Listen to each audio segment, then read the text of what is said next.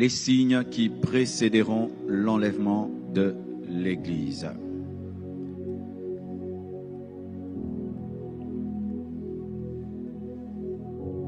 J'ai tellement écrit que je retrouve mes pages. Ok. J'avais dit le mercredi passé, il y aura des guerres et les bruits de guerre, la famine, la peste, les tremblements de terre, la persécution de l'Église. Israël redeviendra une nation, la diffusion universelle de l'Évangile. Et lorsque nous sommes en train de parler de son retour, nous parlons de l'enlèvement qui est la venue secrète de Jésus-Christ afin de prendre son Église. Huitièmement, voici un autre signe qui va précéder l'enlèvement, qui va précéder le retour de Jésus-Christ pour prendre son Église. Ce sont les richesses exagérées acquises illégalement. Les richesses exagérées acquises illégalement. Restez assis, nous allons lire Jacques 5, versets 1 à 6.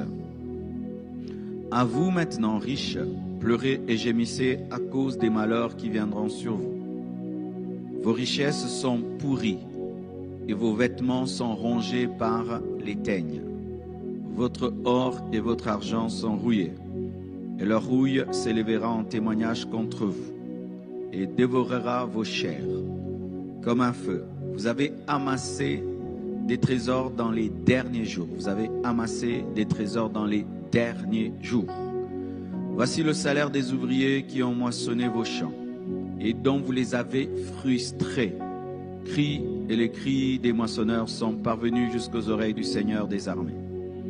Vous avez vécu sur la terre dans les voluptés et dans les délices. Vous avez rassasié vos cœurs au jour du carnage. Vous avez condamné. Vous avez tué le juste qui ne vous a pas résisté. La Bible dit que ces choses arriveront au dernier jour. Comme je l'ai dit précédemment, ce sont des choses qui ont toujours été. Amen. Mais qui iront grandissantes. Il y aura des guerres, il y a toujours eu des guerres.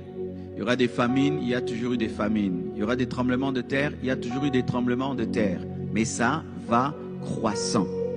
Comme ce signe, il y a eu toujours des riches qui ont des richesses mal acquises depuis le temps de Néron, depuis le temps de Napoléon Bonaparte, depuis le temps de l'Égypte. Mais plus nous irons vers le temps de la fin, ces riches deviendront de plus en plus riches et de plus en plus cruels. Nous aurons des multimilliardaires dont la richesse sera fondée sur le sang des autres, le salaire des autres, des guerres, des meurtres, des destructions. C'est ce que nous sommes en train de vivre aujourd'hui. Pendant le corona, beaucoup de milliardaires sont devenus davantage riches. Pendant qu'il y a des guerres partout dans le monde, il y a des gens qui deviennent de plus en plus riches. Et cela est un des signes des temps de la fin, une richesse exagérée, acquise illégalement. Dieu n'est pas contre la richesse, mais Dieu est contre une richesse qui est acquise illégalement. Amen. Et la Bible nous dit que Dieu frappera les riches à cause des larmes, des pauvres à cause du sang, des pauvres à cause des cris des pauvres. Dieu frappera ceux qui se seront enrichis au temps de la fin. Ils rateront l'enlèvement, ils se retrouveront dans la tribulation, ils seront frappés par les fléaux et par les coupes que Dieu répandra sur la terre.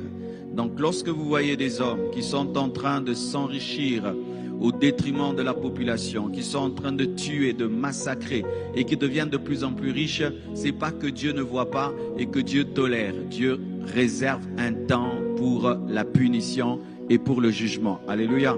Nous ne prions pas un Dieu insensible qui n'est pas sensible aux cris de la population, aux cris du peuple. Dieu est sensible à cela et à cause de cela, beaucoup de riches seront frappés au temps de la fin parce que leurs richesses sont mal acquise. Amen. Lorsque nous avions découvert que la plupart des iPhones, même ce laptop que j'ai, ça vient du Congo. La matière qu'on utilise pour avoir ces iPhones, ça vient de notre coltan. Mais regardez l'état du Congo et l'état de celui qui utilise cette technologie et la nation qui utilise cette technologie. Donc nous, on prend des petits enfants qui vont creuser des trous, qui prennent du coltan et puis qui vous donnent à vous, vous faites des iPads, vous ne construisez pas des routes, des hôpitaux, des écoles. Et à la fin des temps, toutes ces entreprises qui se sont enrichies sur le dos de la guerre, du meurtre, seront frappées par Dieu. Alléluia. Deuxièmement, l'augmentation de la connaissance de la parole. L'augmentation de la connaissance de la parole de Dieu. Daniel 12, verset 4, la Bible dit: Toi, Daniel, tiens secrète ces paroles et scelle le livre jusqu'au temps de la fin. Plusieurs alors le liront et la connaissance augmentera. Alors j'aimerais parler un peu bibliquement. Souvent lorsque nous interprétons cette parole, nous disons que la connaissance augmentera, la technologie et tout. C'est vrai. Au temps de la fin, la connaissance technologique augmentera. Mais souvent nous utilisons ce verset pour le dire. Mais si vraiment nous sommes bibliques, ce verset ne parle pas de la connaissance technologique. Amen. Hein? Parce que c'est souvent un verset qui est employé pour dire à la fin des temps, il y aura la connaissance qui va augmenter. Vous voyez les ordinateurs, vous voyez les voitures électriques. Ce verset ne parle pas des ordinateurs et des voitures électriques. Ce verset ne parle que de l'augmentation de la connaissance de la parole. Amen. Hein? Tu peux chercher ailleurs des versets qui vont parler de l'augmentation de la technologie et tout le reste, mais ce n'est pas ce verset. Amen. Ce n'est pas ce verset.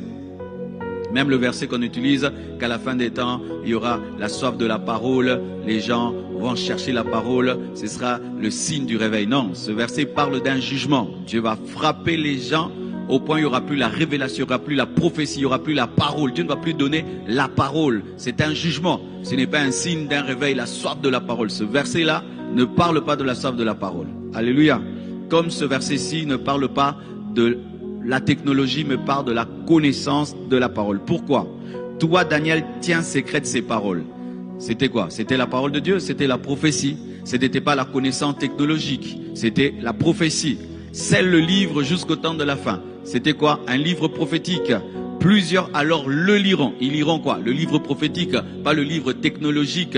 Et la connaissance augmentera. Quelle est cette connaissance? C'est la connaissance de la prophétie de la parole de Dieu. Ce n'est pas le verset pour parler de développement technologique. C'est un verset pour parler de la révélation des mystères. Amen. Hein? Alléluia. Pour être biblique. Parce que tu peux utiliser un verset en dehors de son contexte. Les gens crient Amen. Mais la Bible est étonnée. Amen. Alors, qu'est-ce que la Bible nous dit? La Bible nous révèle clairement qu'à la fin des temps, il y a des mystères qui seront révélés. C'est-à-dire que l'Église va de plus en plus comprendre la Bible. Amen. Hein? Et c'est vrai, hein? Il y a des temps, un pasteur qui avait fait 10 ans dans le Seigneur n'avait pas la connaissance d'un nouveau converti d'aujourd'hui d'une année. Pourquoi? Parce que nous avons la parole de Dieu à notre portée. Tu peux taper sur Internet, tu as des connaissances, tu as des vidéos, tu as des enseignements. Si vraiment tu veux grandir en une année, eh ben, tu peux avoir une connaissance théologique exagérée. Alors que nous, quand on s'est converti il y a longtemps, on n'avait que notre Nouveau Testament. C'est tout. Tu as ton livre Gédéon. Pour trouver une grosse Bible, vraiment Thompson, mais il fallait vraiment avoir la grâce de Dieu en ces temps-là. Mais aujourd'hui, un nouveau converti, il a sa tablette, il tape enseignement sur ceci, ça te dit, enseignement sur cela, ça te dit, enseignement sur ceci, recherche sur ça, connaissance sur ça. Aujourd'hui, c'est grave. La connaissance a augmenté. La connaissance de la parole, la révélation des Écritures a augmenté. C'est un signe des temps de la fin. Mais ce signe des temps de la fin, c'est Dieu aussi qui lave les mains pour dire, je vous ai révélé, je vous ai montré ma parole. Ce qui était caché, je vous ai tout dit. Ainsi, l'homme n'a pas d'argument à donner pour dire « Seigneur, je ne savais pas, Seigneur, je ne connaissais pas ». Comme là, tu ne peux pas dire aujourd'hui « Oh, Dieu, je ne connais pas ». Personne ne m'explique la Bible. Aujourd'hui, même si personne t'explique la Bible, tu peux avoir les explications de la Bible au travers d'Internet. Alléluia. Hier, oh, on me suit pas. Oh, dans notre église, il n'y a pas d'enseignement. Aujourd'hui, même celui qui est resté à la maison peut recevoir cet enseignement. Hier, c'était impossible. Hier, tu rates un culte, tu l'as vraiment raté. Mais aujourd'hui, même si tu rates un culte, tu peux suivre après. donc la connaissance augmentera. Donc nous allons aussi remarquer que les docteurs de la parole vont connaître davantage la parole. Les prophètes vont davantage révéler les choses. Les enseignants de la Bible vont creuser davantage, plus exactement, la parole, parce qu'à la fin des temps, les choses que Dieu avait cachées, il va les révéler dans sa parole. Amen. Mais il y aura toujours des choses qui seront cachées. Personne ne connaît le jour de l'enlèvement. Personne ne viendra nous dire maintenant j'ai reçu la révélation, je sais quand est-ce que Jésus reviendra. Il y a des connaissances qui resteront cachées, mais sachez qu'à la fin des temps, l'un des signes, ce sera l'augmentation de la connaissance de la Bible, de la volonté de Dieu et de la parole du Seigneur. Nous verrons des nouveaux convertis avoir une connaissance comme s'ils ont 10 ans dans le Seigneur. Nous verrons des nouveaux prédicateurs avec une grande connaissance de la parole. C'est un signe de temps de la fin également. Donc retenez pour ce soir l'augmentation de la connaissance de la parole, les richesses exagérées acquises illégalement et troisièmement, des temps difficiles à cause de la dépravation des mœurs. Des temps difficiles à cause de la dépravation des mœurs. 2 Timothée 3, 1 à 5. Sache que dans les derniers jours, il y aura des temps difficiles. Car les hommes seront égoïstes, amis de l'argent, fanfarons, hautains, blasphémateurs, rebelles à leurs parents, ingrats, irréligieux, insensibles, déloyaux, calomniateurs, intempérants, cruels, ennemis de gens de bien, traîtres, emportés, enflés d'orgueil, aimant le plaisir plus que Dieu, ayant l'apparence de la piété, mais régnant ceux qui en fait la force. Éloigne-toi de ces hommes-là. Quand tu lis ce passage du dernier verset 5, jusqu'au verset 1, tu le comprends davantage. Il y aura des temps difficiles. Pourquoi? Parce que les gens aimeront le plaisir plus que Dieu. Ils seront orgueilleux, emportés, traîtres, calomniateurs, jusqu'à revenir sur les temps difficiles. Les temps seront difficiles, pas parce que Dieu va les rendre difficiles, mais parce que nous serons davantage mauvais. Alléluia. La croissance dans le péché. La croissance dans le mal engendre des temps difficiles. Les temps difficiles ne viennent pas seuls. Les temps difficiles sont provoqués par le péché. Les temps difficiles sont provoqués par l'égoïsme, par la cupidité, par la magie, par la sorcellerie. Les temps difficiles sont provoqués par l'occultisme. Il y a un principe chez les occultistes, ils doivent faire souffrir les autres pour avoir de la puissance. Ils doivent créer le chaos pour établir leur ordre.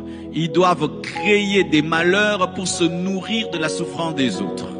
Plus les gens plongent dans l'occultisme, dans le satanisme, plus il y aura des sacrifices humains. Et des fois, pour avoir des grands sacrifices humains, il faut déclencher des guerres, des catastrophes et tout cela pour accumuler plus de puissance satanique. Plus les gens vont se donner au diable, à l'argent, au mal et au péché, plus il y aura des temps difficiles.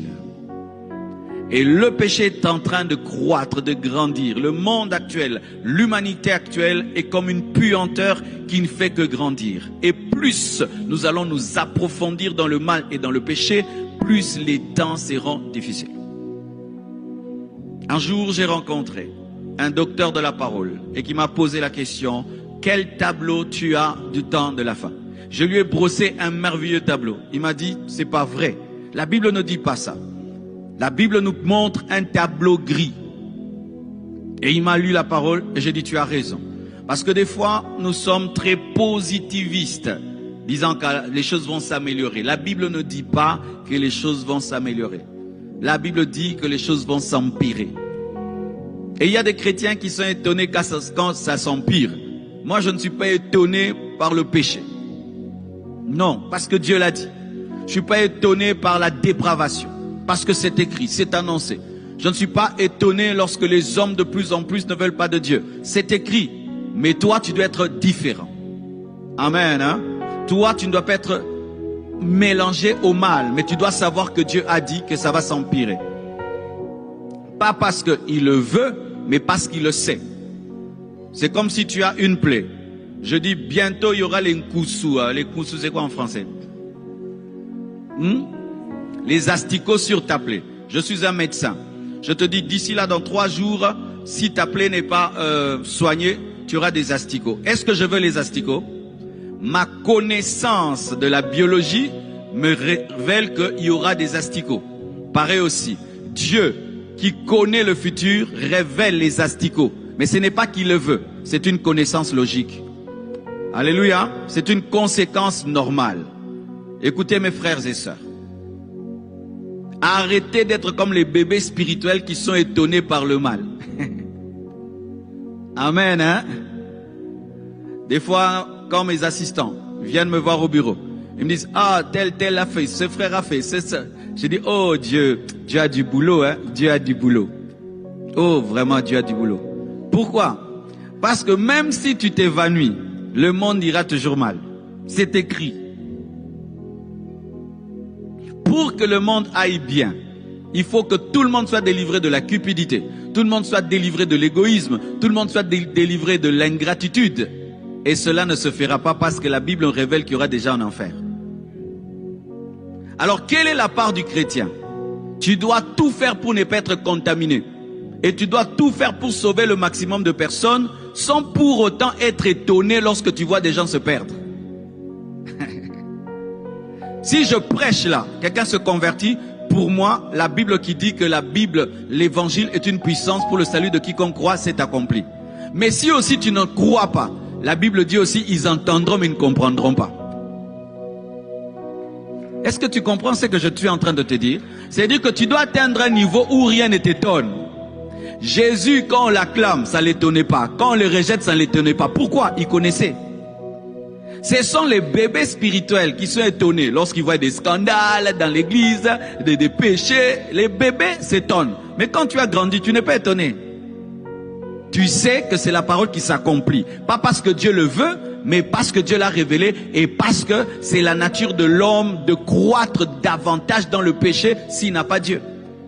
Une voiture sans frein dans un ravin, finit comment? Elle finit au fond, non? Et un homme sans Dieu, c'est une voiture sans frein. Et tu finiras où? Dans le creux. Et nous irons davantage, le monde ira davantage en ressemblant à son maître Satan. Mais il y aura des exceptions, l'église, des vrais chrétiens. Ce seront l'exception, qui est appelée le petit troupeau. Oui, nous sommes appelés le petit troupeau, hein? Et donne-moi la main, hein? Lorsque tu comprends ce que je te dis, tu ne vas pas fuir un endroit pour un péché parce que le péché est partout. Prends 10 hommes, mets-les dans un vaisseau spatial, amène-les sur la planète Mars, monte là-bas. Après 2 ans, tu vas entendre un a tué l'autre. Oh l'impudicité, oh l'égoïsme. Pourquoi? Parce que le péché est dans l'humain. Où que tu fuis, le péché est là. Même si tu chasses tous les hommes, tu restes seul. Certains même pêchent tout seuls, non? Vrai ou faux? Dans ta douche, qui est là? Même quand tu es avec toi-même. C'est pourquoi ceux-là, ils ont fui le péché dans le monastère. Là-bas, ils ont commis quoi? D'autres choses, non? Il n'y a pas un endroit pour fuir le péché si toi tu es là. Parce que toi-même tu as le péché en toi. Mais tu dois faire que partout il y a le péché qui est la croix. Parce que c'est la croix qui a la victoire sur le péché. Mais partout où on rejettera la croix, ça ira seulement en pourrissant. Parce que si vous refusez le vaccin, vous serez contaminé et vous mourrez. Alors arrêtez d'être étonnés. Amen, hein? Oh, tel pasteur a fait ça. Oh, j'abandonne les choses de Dieu. Oh, mais les choses de Dieu, on dit qu'il y aura ça. Oh, comprends le nom Ipso, hein? Ils ont pas au col, là. Amen, hein? Oh, telle sœur de l'église a attrapé une grossesse. Même dans l'église, un bébé spirituel. C'est ça les bébés spirituels qui disent des choses comme ça. Même dans l'église. Dieu n'a pas dit qu'il n'y aura pas de problème dans les églises. Même dans l'église de Jésus, il y avait Judas. L'église où Paul était, il y avait des masses. Paul, le grand Paul, il y a des masses dedans. Mais les bébés spirituels cherchent un monde parfait qui n'existera jamais que dans l'éternité. Les bébés spirituels cherchent des églises parfaites qui n'existeront jamais. Ils cherchent des quartiers parfaits, des nations parfaites. Ça n'existe pas. Toi, sois différent. Alléluia. Je parlais dans un endroit, je trouve quelqu'un en plein péché. Là, j'ai dit, ah vraiment, toi, tu te tues comme ça là. Toi, t'as pas peur de l'enfer. Et ça te regarde, hein. Je suis zen, je suis calme. Je vais pas rentrer là-bas. Oh, le monde est foutu, le monde est foutu. Lui, il est foutu. Moi, je suis pas foutu. Tu vois, quand tu amènes quelqu'un à la salle d'urgence à l'hôpital, tu as déjà remarqué le comportement des médecins? Vous vous êtes agité. Médecin, prenez papa, prenez papa. Ok, amenez-le. Oh, mais faites vite. Prenez la température. Mais il va mourir. Et puis crânien. Pourquoi? Il a déjà vu des morts et des morts et des morts. Toutes sortes de maladies. Pendant que tu t'agites, il est zen. Quand tu grandis en Dieu, tu verras les choses ainsi. Tu ne seras plus agité. Oh, quelqu'un abandonne Dieu. Toi aussi, tu vas abandonner. Un pasteur commet une bêtise. Toi aussi, ça te touche. Ça ne te touchera plus. Ça ne te touchera plus. Oh, un frère zélé là de l'église ne vient plus. Il a abandonné Dieu. Toi aussi, ça te touche. Oh, vraiment. Tu es encore un enfant. Tu as besoin des humains parfaits auprès de toi pour aimer Dieu parfait. Tu n'as besoin que de Dieu. Tu n'as besoin que de Dieu. Et la Bible dit, il y aura des temps difficiles parce que les hommes seront méchants. Les hommes seront égoïstes, les hommes seront fanfarons, les hommes seront cupides. Alors plus il y aura croissant de cupidité, plus il y aura croissant des temps mauvais, plus il y aura croissant d'égoïsme, plus il y aura des temps mauvais, plus il y aura croissant d'ingratitude, de l'ingratitude, plus il y aura des temps mauvais. Et regardez autour de vous, tout cela n'est qu'en train de grandir, n'est-ce pas? Ça ne fait que croître. Et si ça croît, nous aurons des temps difficiles. Avant de venir, j'ai suivi les informations sur LCI. Alors il y a un grand politicien, un grand docteur, un scientifique qui a dit que le monde est en train de connaître l'une des périodes, la période la plus difficile depuis que le monde existe. Oh, on lui a dit, mais comment ça? Il dit oui. Vous savez, les guerres qu'on a eues avant avec des flèches, avec des couteaux, ça pouvait disséminer 10 personnes, 20 personnes. Mais c'est que vous êtes en train de voir la Poutine, Israël là-bas, vous êtes en train de jouer à quelque chose. Quelqu'un peut seulement appuyer un bouton là. La moitié de la terre disparaît. Et pendant que nous sommes distraits, en train de nous chamailler et tout le reste, nous sommes en train de passer par une période terrible. Je vous conseille de suivre les informations. Pas des informations sur des bêtises, des polémiques. Oh, le président gardien des buts. Des choses comme ça que vous êtes dedans. Vraiment. Des Congolais, on est grave, hein. Suivez des choses, suivez bien les choses qui se passent dans le monde, hein. Suivez bien les choses. Ton téléphone que tu as là peut faire de toi un homme très intelligent ou bien un homme très bête. Ou très bête ou très intelligent. Amen. Hein? Et vous voyez, même quand je parle de ça, du coup là tu es déconnecté, tu ne sais même pas ce qui se passe dans le monde, n'est-ce pas? Tu es au courant des buzz. Le monde va très mal, mes frères. Très mal. Et ce n'est pas parce que nous sommes dans notre petit coin, le Congo, que nous ne serons pas touchés, mes frères. Très mal. Maintenant, les gens qui sont en train de se chamailler ont des armes qui peuvent tuer l'humanité. Vous voyez, quand les petits se chamaillent, il n'y a pas de problème. Hein. Maintenant, c'est en haut là-bas que ça se chamaille. Hein. En haut là-bas, des gens qui ont une puissance de frappe extraordinaire. C'est-à-dire que pendant que toi, tu lances ta bombe, eux, ils détectent que tu as lancé. Eux aussi, ils lancent. Vous avez des frères en Europe, non? Vous avez des sœurs en Europe, n'est-ce pas? Si là-bas ça se déstabilise, mes frères, nous tous ici, nous sommes déstabilisés. Parce que nous ne connaissons pas quand est-ce que ces choses vont arriver. Hein? Nous ne savons pas. Mais il y a une lecture claire, les choses vont s'empirant. Et pourquoi tout ça? Le pouvoir, être le plus fort, dominer les autres. Pendant que vous cherchez à dominer les autres, vous coupez l'électricité dans toute une nation, les gens sont en train de mourir de froid parce qu'il y a 2 présidents là qui veulent prouver qui est le plus fort. Vous imaginez le niveau d'égoïsme. Hein? Vous voyez, il y a des égoïsmes qu'on connaissait avant. Les égoïsmes à l'IPA, il y a Mukate. Il y a égoïsme au bout de millions de personnes. Mon niveau est en français. Hein? Il y a des égoïsmes de pain et de bananes. Maintenant, l'égoïsme, c'est l'égoïsme qui tue des millions de personnes. Des millions de personnes meurent parce que quelqu'un veut prouver qu'il est le plus fort. Des temps difficiles. Partout où il y a croissance du péché, il y a toujours croissance de la souffrance. On peut prier Dieu, oh Dieu enlève la souffrance. Non, il faut demander que Dieu change les cœurs. Notre problème c'est que nous prions mal. Nous demandons que Dieu enlève la souffrance. Alors que la souffrance ne vient pas seule, elle vient du mauvais cœur. Si Dieu change les cœurs, la souffrance s'en va. Ah oui, parce que pareil aussi, en même temps que dans ce monde, il y a des perversions, Il y a des coins de la terre qui sont extraordinaires. C'est-à-dire que tu perds quelque chose, quelqu'un ramasse, il n'est pas chrétien, et puis te donne. Tu vas à la station, toi-même tu pompes l'essence, personne ne te contrôle, et tu ne voles pas. Il y a des endroits encore comme ça. Alléluia. Et tu vas remarquer que là-bas, même si on ne prie pas, il y a moins de souffrance. Parce que là où l'égoïsme meurt, il n'y a pas de souffrance. Alléluia. Donc ne prions pas seulement Seigneur enlève la souffrance. Dis Seigneur enlève l'égoïsme de nos cœurs, la méchanceté. Notre pays par exemple, pourquoi nous souffrons le plus? Parce que nous sommes l'un des peuples les plus méchants de la terre. Oui, mais je vous dis la vérité. Hein. Oh. Voyage, tu vas te rendre compte que nous sommes parmi les pays les plus méchants sur toute la terre. Oui. Si nous ne sommes pas numéro 1, numéro 2, on ne peut pas rater numéro 3. Je vous dis la vérité. Je vous dis la vérité de la vérité. Hein. Vérité de vérité. Nous ne sommes pas là pour rien. Ce n'est pas un hasard. Qu'on puisse avoir le coltan sous nos pieds, le diamant sous nos pieds et qu'on souffre pour comme ça. C'est à cause de notre mauvais cœur. C'est notre mauvais cœur. Nous nous vendons nous-mêmes, non? N'est-ce pas? Nous vendons nous-mêmes. Nous-mêmes, nous nous détruisons. Et j'évite d'entrer dans trop de choses. Dans les temps difficiles sont causés par la dépravation des mœurs. Tu veux enlever les temps difficiles, enlève la dépravation des mœurs. Mais comme l'homme va toujours croissant vers le mal, ces temps difficiles vont grandir.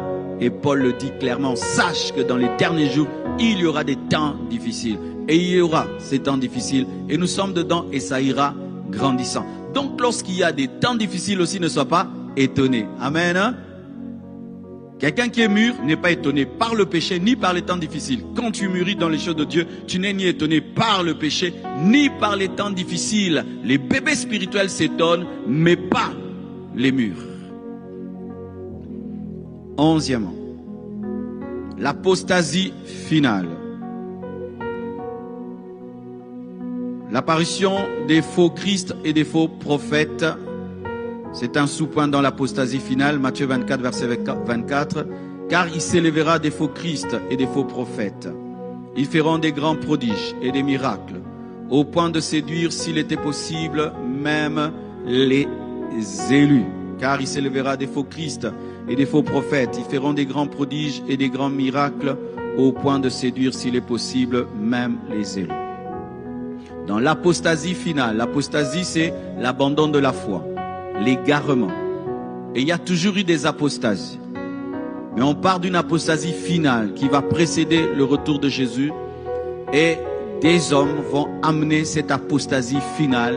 Ce seront des faux Christ, des faux Messie, des faux Jésus, des faux oints, des faux prophètes qui seront accompagnés des miracles et des prodiges.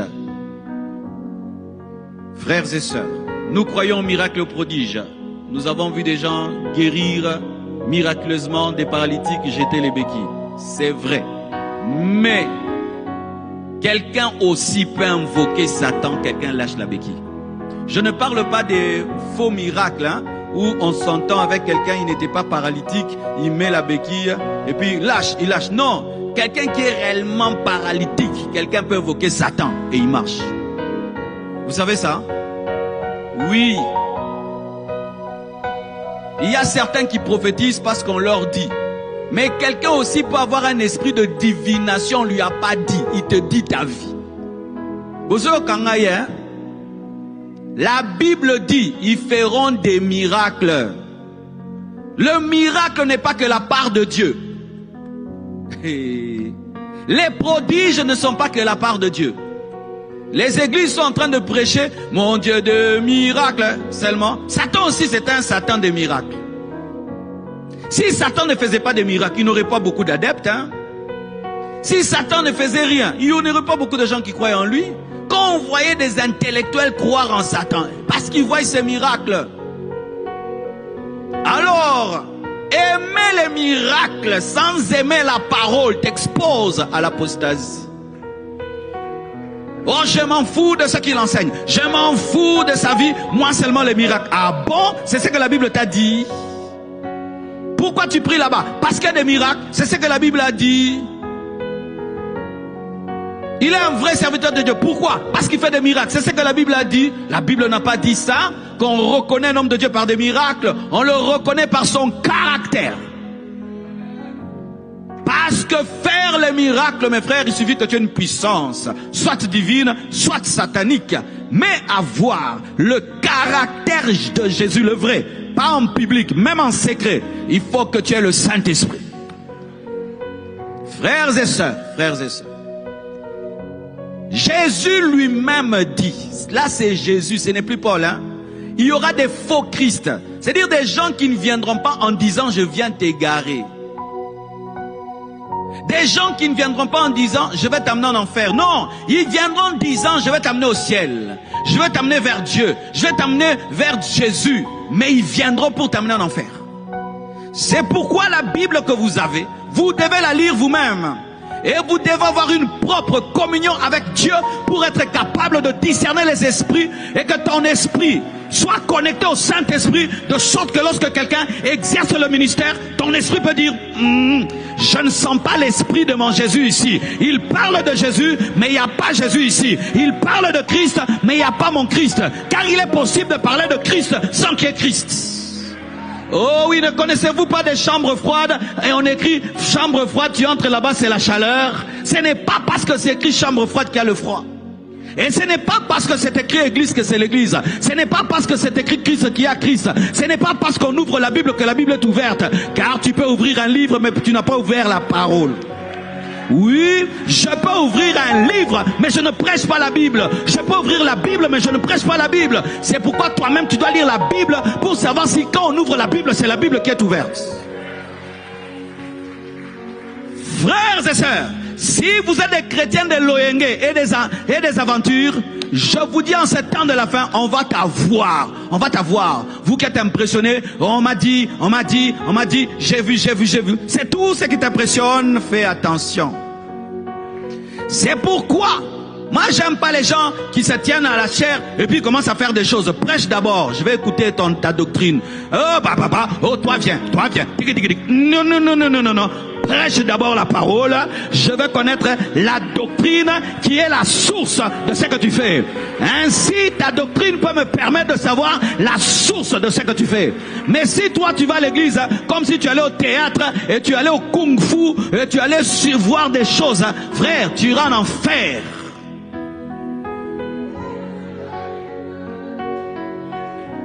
Je ne suis pas impressionné par quelqu'un qui ressuscite un mort, même pas. Même pas de « oh, il est terrible, il ressuscite les morts ». Non, rester les morts, tu peux avoir seulement un don de miracle. Tu dis au nom de Jésus, Dieu passe par là. Tu sais que tu peux être dans le péché puis Dieu fait les miracles. Pas Satan, tu peux être dans le péché. Je t'impose les mains. Moi-même, je sais que journée au président, la petit batou. Oui. Oui, bah, on est.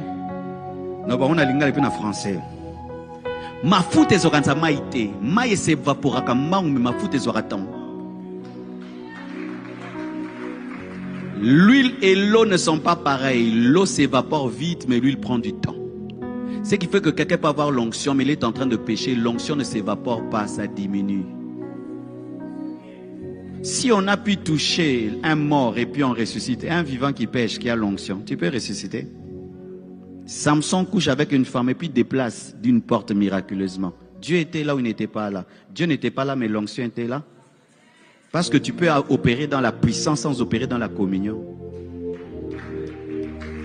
Si tu le liboka, tout est là, piment, et zarana sola piment français. Nous disons que les liboka, le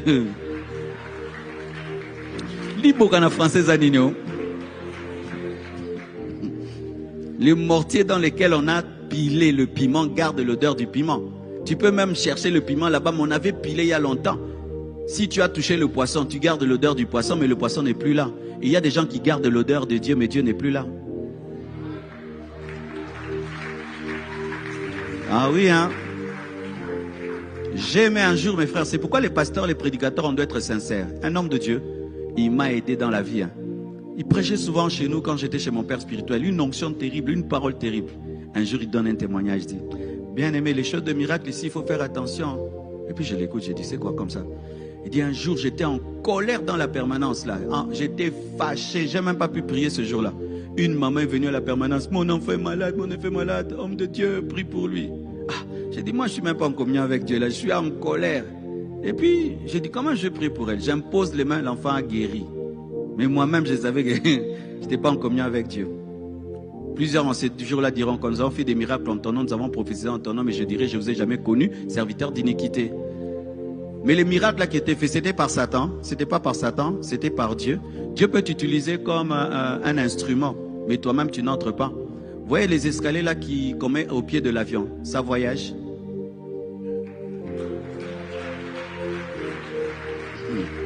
Tu as déjà vu le gros escalier là qui vient à la porte là. Ça prend l'avion, ça part. Ça t'aide à monter, à sortir, mais ça ne voyage jamais. Ne sois jamais cet escalier pour le ciel. Hein. Ne sois jamais cet escalier. Ne sois jamais cet escalier pour le ciel où tu aides les gens à entrer au ciel, à rencontrer Dieu, mais toi-même tu n'entres pas. Faites très attention. Mais c'est possible. Car Paul dit que je traite durement mon corps de peur d'être disqualifié après avoir prêché aux autres. Car tu peux prêcher aux autres et toi-même tu es disqualifié. Eh oui, oui. Que l'onction ne vous ferme jamais les yeux. Même l'onction d'un homme de Dieu qui craint Dieu. Maintenant là, ce sont maintenant des faux Christ et des faux prophètes qui opèrent avec la puissance satanique, mais qui font des prodiges et des miracles. Vous savez que dans l'Apocalypse, le faux prophète fera des miracles au point où il fera descendre le feu du ciel sur la terre comme Élie. Comme Élie. Le feu tombe du ciel. Hein? Toi tu vois ça. Alors, ça c'est Dieu. Ça c'est le doigt de Dieu. Dieu te dit que les serviteurs de Satan atteindront le niveau d'invoquer le diable et puis le feu tombe. Le vrai feu. Mais c'est Satan qui est dedans. C'est pourquoi quitter cette doctrine-là. Oh, je m'en fous de sa vie. Dans l'église, on ne dit pas je m'en fous de la vie de quelqu'un. Est-ce que toi, tu peux manger une nourriture qui est bonne dans une assiette sale? L'hamburger est bon, propre, mais l'assiette est sale. Est-ce que tu vas manger?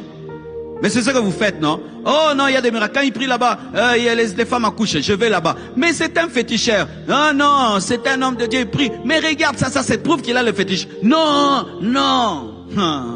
Frère, on va te mettre des démons. Maintenant, écoutez ce qui est terrible dans ce verset.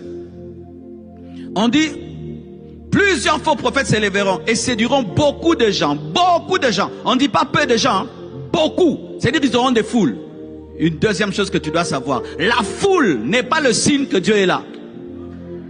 Je répète, la foule n'est pas le signe que Dieu est là. Même si Dieu peut attirer la foule n'est pas la preuve qu'il est là. C'est pourquoi Jésus, connaissant cela, pouvait donner des révélations à une seule personne. C'est que nous prêchons sur l'adoration, que Dieu cherche des vrais adorateurs, qui l'adoreront en esprit en vérité. Il n'a pas donné ça à une foule, il n'a même pas donné ça à ses apôtres, il a donné ça à la femme samaritaine. Une personne, pour dire ceci, que ce qui est important pour Dieu, c'est la qualité. Mais il faut maintenant une qualité quantitative. Alléluia, une qualité quantitative. Mais la quantité pour la quantité, frère. On peut remplir les stades, mais il n'y a pas le réveil. On peut remplir 1000 fois les stades là, ça éclate, ça explose. Et on dit ce qu'on dit, sold out. Quand vous faites l'œuvre de Dieu pour l'orgueil des sold out, la seule récompense que vous avez, c'est votre sold out. La chair, on a fait sold out. Et puis ça fait quoi? Ça donne quoi à Dieu? Votre orgueil est satisfait. Nous avons fait sold out. To panziango, to bukiyango. Bobuka mitema, bobuka baliabatu, bobuka masumu, bobuka biloko. Yango, église nyonso, pasteur, tous les pasteurs maintenant, ils doivent casser les stades, ils doivent casser. Notre appel n'est pas de casser un stade, c'est libérer les captifs, délivrer les gens, sauver les gens, ce n'est pas casser. C'est pourquoi nous casserons des stades, mais le pays sera toujours au même endroit parce que notre motivation est mauvaise.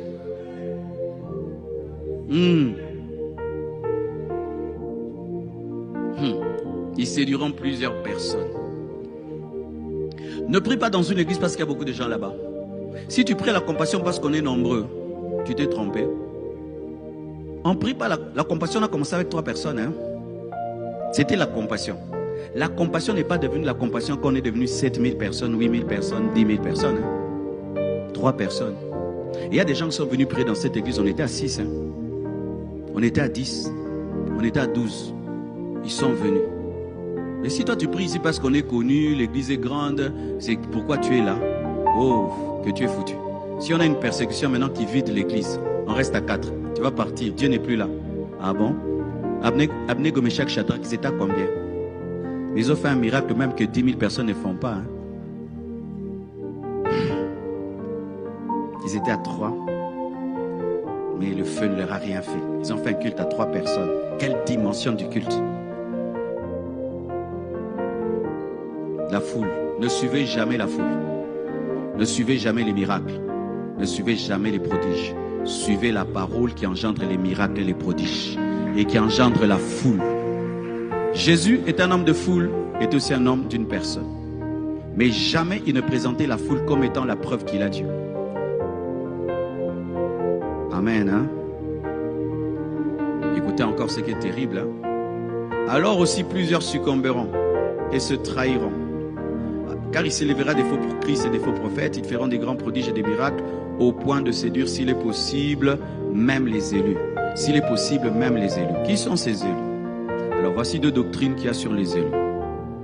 Vous êtes là? Alors il y a des gens qui disent ceci, que les élus ce sont des gens que Dieu a choisis depuis avant même qu'ils ne naissent pour qu'eux aillent au ciel. Et donc il a aussi décidé que certains aussi, avant même qu'ils ne naissent, ils iront en enfer. Je ne crois pas ça. Je ne crois pas ça. Je ne crois pas que Dieu peut s'asseoir comme ça, le Dieu bon d'amour. Tu n'existes même pas. À Lingeli Obulama B, en français. Il te Lingela. Quoi? Il prend la décision de te créer. Et il prend la décision de t'empêcher de croire en lui. Il prend la décision de t'aveugler pour que tu ailles dans le feu. Quelle méchanceté! Je ne peux même pas faire ça à une poule. Une poule qui est là, je la prends. Au lieu de couper sa tête brusquement et la manger, non. Je la prends vivante. Je la mets dans l'eau chaude. Si tu me trouves en train de faire ça, le pasteur, tu es mauvais. Tu es maman bébé, n'est-ce pas? Mais c'est une poule, hein, qui n'est pas créée à l'image de Dieu, à sa ressemblance. Maintenant, Dieu te crée à son image, à sa ressemblance. Lui, il ne te met même pas dans l'eau chaude. Il te met dans le feu éternellement, sans que tu aies choisi. Lui-même a décidé de créer un être humain qui souffrirait éternellement. Et ça, c'est quelle doctrine? C'est pourquoi quand on prête de telles choses, on est étonné de voir des gens refuser de croire en Dieu. Et vous dites, oh, vous refusez de croire. Comment quelqu'un peut croire à un Dieu aussi méchant comme ça? Mais c'est grave, vous savez que c'est grave. C'est grave de grave, hein? Moi, je ne crois pas ça. Moi, je crois ceci.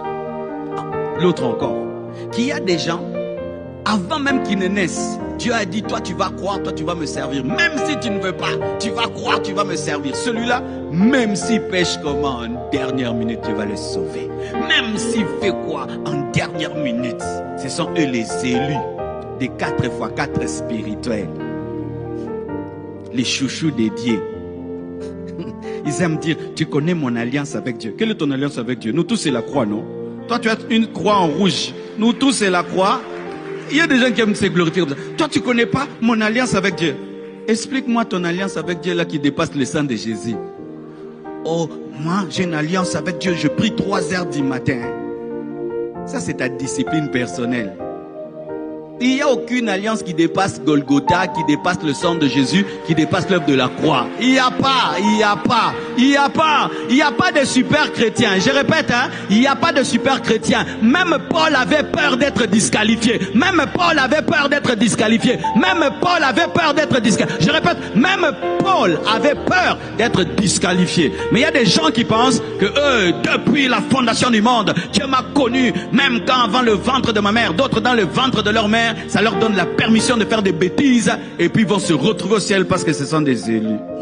Essaye, frère. Essaye. Je prends mon fils, je le tape à mort. Toi, tu vas jouer avec moi. Tu vas dire, et s'il a fait ça à son fils, moi, qu'est-ce qu'il va me faire? C'est ce que tu as fait. Jésus a porté ton péché. Il n'a pas commis ton péché, il l'a porté. Tu es maintenant toi pour tes propres péchés. Tu as oublié Dieu, tu as oublié Dieu. Jésus a dit, Père, pourquoi m'as-tu abandonné? Dieu l'a abandonné, pourquoi? Parce qu'il était devenu péché. Maintenant toi, tu penses que ton péché, Dieu ne ferme ses yeux et tu vas te retrouver dans un paradis qui n'existe pas, le paradis des pécheurs. Qui ira au ciel? Lève la main. Qu'est-ce qui te rassure que tu iras au ciel? Ah, mais il faut qu'on ait côté. Les abisco. Je dois seulement entrer. Pourquoi? Ah, mais Dieu est bon. Pendant que Satan a été rejeté, Dieu est bon. Quand Dieu a précipité Satan, Dieu était bon. Quand les gens seront en enfer, Dieu sera toujours bon. Qu'est-ce qui te rassure que tu iras au ciel? Réponds. Jean 3,16.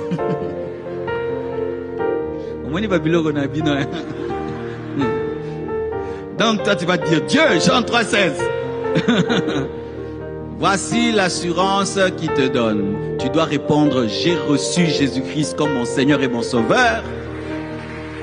Pas seulement ça, je marche dans sa parole, je demeure dans sa parole. Je marche dans sa parole, je demeure dans sa parole. C'est ça, mes frères. Si tu ne demeures pas dans la parole, tu es comme quelqu'un qui veut être sauvé du déluge, mais tu n'es pas dans l'arche. Même si Noé t'aime, qu'est-ce qu'il peut faire pour toi? Chrétien, demeurez-vous dans la parole. Voici ma doctrine des élus. Ma doctrine sur l'élection, c'est que tous, tout homme, tous, nous sommes élus en Christ. Et si tu entres en Christ, tu bénéficies de l'élection. Mais si tu n'es pas en Christ, tu ne bénéficies pas.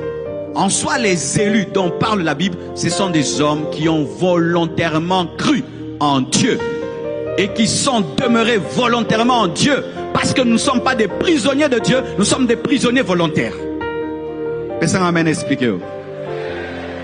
Dans la Bible, lorsqu'il y avait le jubilé, qu'est-ce qui se passait? On libérait les esclaves. Une fois que c'est le jubilé, 50 ans, on libérait les esclaves. Mais il y avait des esclaves qui disaient, même si elle est jubilée et qu'on doit me libérer, j'aime mon maître, je veux rester à côté de lui. Et vous savez qu'est-ce qu'on faisait? On amenait l'esclave au niveau du linteau de la porte et on trouait son oreille pour dire c'est un esclave volontaire. C'est-à-dire c'est un esclave qui aime son maître plus que sa liberté.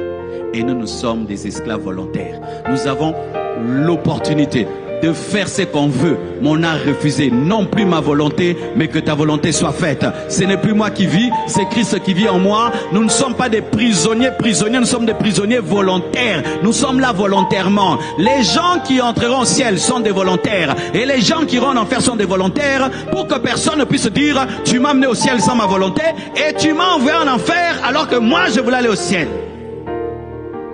Tous les gens qui iront en enfer ont choisi l'enfer. Tous les gens qui iront au ciel ont choisi le ciel. Regarde comment toi tu aimes l'ambiance de ce monde. Si Dieu t'amène au ciel sans ta volonté, tu vas commencer à demander une musique là-bas, non?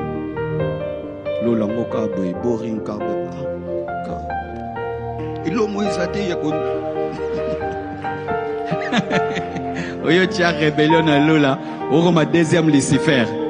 To lingi tokita to boy koto yo to zolemba kakuyemba alléluia makamwezate awakamwezate oyo chalito yi Gabriel Ozaboga